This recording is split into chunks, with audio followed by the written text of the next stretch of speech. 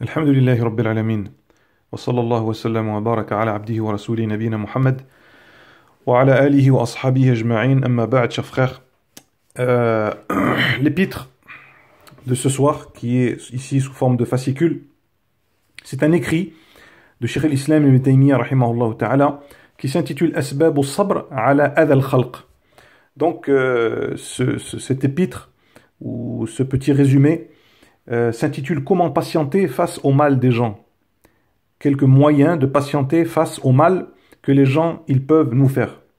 L'auteur, rahimahullah, il a cité dans son écrit 20 points qui permettent aux croyants et à la croyante de patienter face au tort que les gens pourraient lui faire subir. Alors le premier, très rapidement, c'est de savoir, de reconnaître qu'Allah subhanahu wa ta'ala, c'est lui qui crée les actions de ses serviteurs et qu'il ne se passe rien dans l'univers, ni dans les cieux, ni sur la terre, si ce n'est par la volonté d'Allah subhanahu wa ta'ala. Donc ça, c'est un réconfort pour le croyant. Deuxièmement, reconnaître que les malheurs qui atteignent le croyant et la croyante sont les causes de ses péchés. En effet, Allah subhanahu wa ta'ala, il a dit وَمَا أَصَابَكُم مِّن مُّصِيبَةٍ فَبِمَا كَسَبَتْ أَيْدِيكُمْ وَيَعْفُ عَنْ كَثِيرٍ. Tous les malheurs qui vous atteignent, tous les malheurs qui vous touchent, ils ne proviennent que du fruit de vos mains. C'est-à-dire que c'est les conséquences de vos mauvaises actions. وَيَعْفُ عَنْ كَثِيرٍ.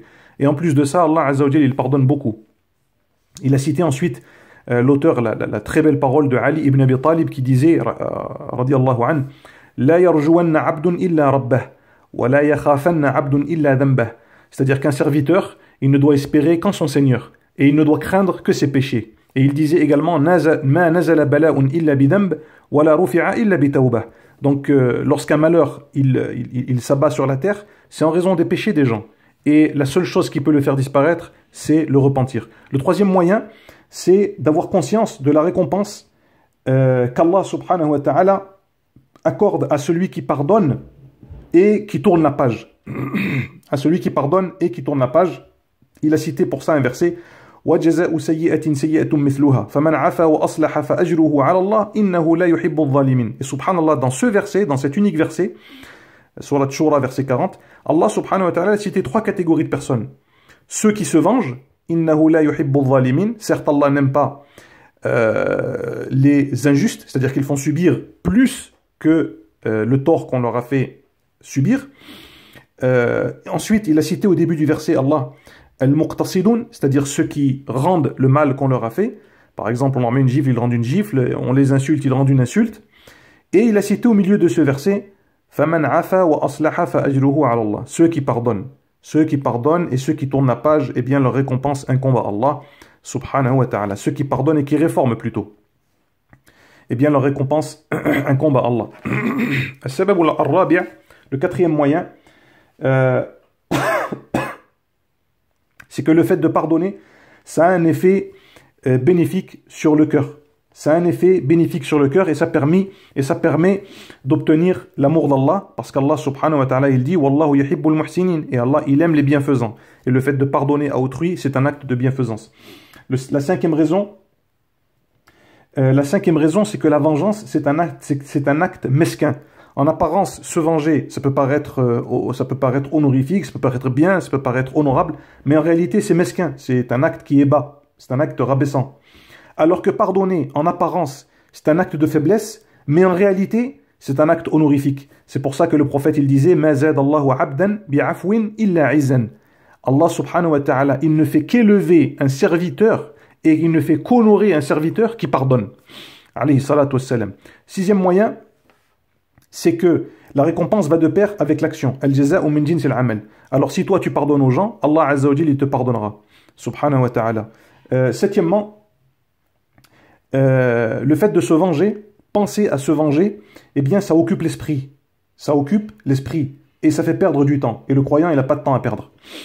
Huitièmement, le huitième moyen, c'est de prendre exemple sur le prophète, sallallahu alayhi wa sallam, qui ne s'est jamais vengé pour sa propre personne, alayhi salatu wassalam.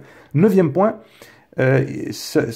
qui peut nous aider à patienter, qui peut aider le croyant et la croyante à patienter, c'est que justement, patienter, c'est un noble trait de caractère qu'Allah subhanahu wa ta'ala il a loué dans le Coran. D'ailleurs, il a évoqué la patience à plus de 80 reprises, Allah, dans le Coran. Et donc, celui qui patiente, eh bien, il s'entraîne à patienter jusqu'à ce que la patience devienne un trait de caractère propre à lui. Walhamdulillah. Je laisse les 11 autres points pour ceux qui auront envie de se procurer le livre, bi'idnillahi subhanahu wa ta'ala. Et pour terminer, notre frère Abdel Malik, qu'Allah le préserve, il a fait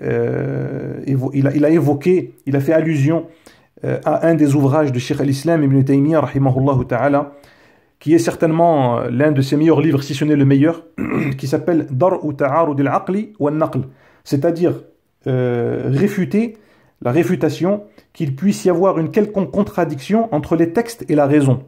En fait, ce livre, c'est une réplique, c'est une réponse à Fakhruddin al-Razi, qui est un savant qui a précédé Cheikh al-Islam Ibn Taymiyyah rahimahullah ta'ala, qui était un adepte de la philosophie et qui faisait précéder la raison sur les textes. Il donnait la prédominance à la raison sur les textes. Lorsqu'il pensait voir une quelconque contradiction entre les textes du Coran et de la Sunna et la raison, qu'est-ce qu'il faisait? Il faisait précéder la raison au texte. Ce livre également, d'ailleurs, il s'appelle, donc comme on l'a dit, Dar'u Ta'arud al-Aqli wa al-Naql, et on l'appelle également aussi, si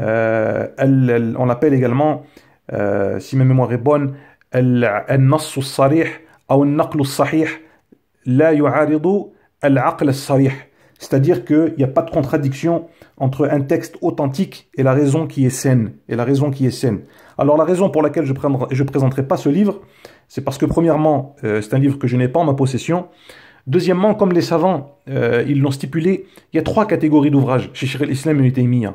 Il y a des livres qui sont pour les débutants, pour le commun des musulmans, comme vous et moi. Il y a une deuxième catégorie de livres qui est destinée aux étudiants confirmés, c'est-à-dire des étudiants en sciences religieuses qui ont atteint un certain niveau. Et il y a une autre catégorie de livres qui est spécifique pour les savants. C'est que les gens de science qui peuvent regarder ce genre d'ouvrage parce que c'est un niveau tellement élevé dans la compréhension, dans la science, dans l'argumentation, que c'est pas de notre niveau. Donc c'est pour ça que, et justement cet ouvrage, eh bien il en fait partie, c'est pour ça que je ne le présenterai pas.